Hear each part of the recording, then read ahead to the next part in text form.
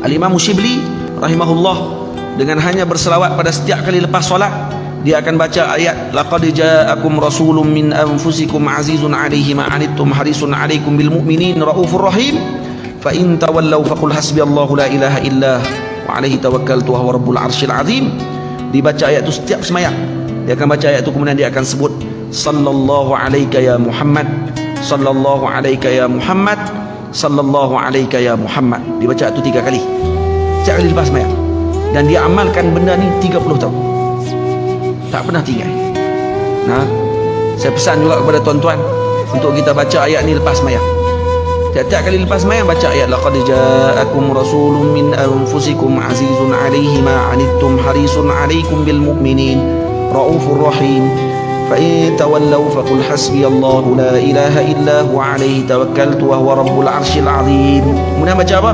Sallallahu alaika ya Rasulullah. Tukar ya Muhammad tadi ya Rasulullah. Nak panggil ya Muhammad bagi Imam Shibli seorang lah. Kita ni rasa seriau nak panggil ya Muhammad ni, panggil ya Rasulullah. Saya tanya kat guru saya Syekh Yusri, boleh tak saya nak tukar jadi ya Rasulullah? Saya kata ahsan, itu lebih baik. Maka saya pun baca sallallahu alaika ya Rasulullah, sallallahu alaika ya Rasulullah, sallallahu alaika ya Rasulullah. Baca yang tu 3 kali je. Habis sembahyang baca ayat tu 2 ayat tadi, kemudian baca sallallahu alaika ya Rasulullah. Tuan-tuan tahu apa yang berlaku kepada Shibli? Al-Imam Shibli satu hari disambut oleh seorang ulama besar ataupun pemimpin pada waktu tersebut yang sedang duduk di kerusi dia pada waktu tu. Shibli lalu pada waktu tu dalam majlis dia bangun, dipanggilnya Imam Shibli, disambutnya Imam Shibli, dipeluknya beliau, dicium di antara dahinya Shibli. Kemudian ditanya oleh orang ramai dalam majlis, kenapa kamu buat macam tu kepada Shibli?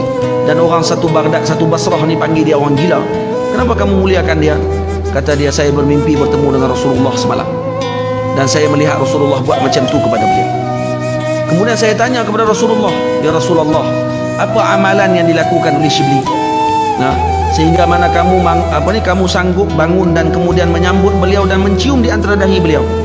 Kata Rasulullah sallallahu alaihi wasallam, dia tidak pernah tinggal membaca ayat laqad ja'akum dengan ayat setelahnya tu, kemudian dibaca sallallahu alaika ya Muhammad. Setiap hari, setiap waktu solat dia akan baca ayat ni, takkan pernah tinggal.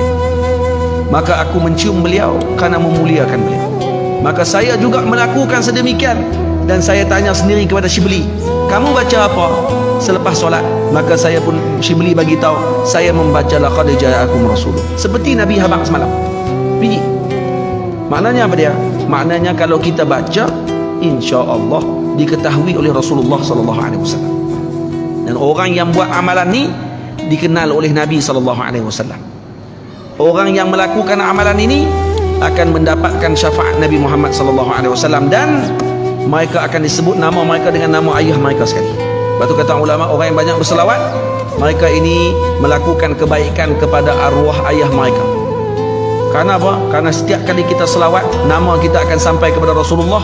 Karena ada satu malaikat yang duduk di maqam Nabi, tugas dia dengar selawat saja.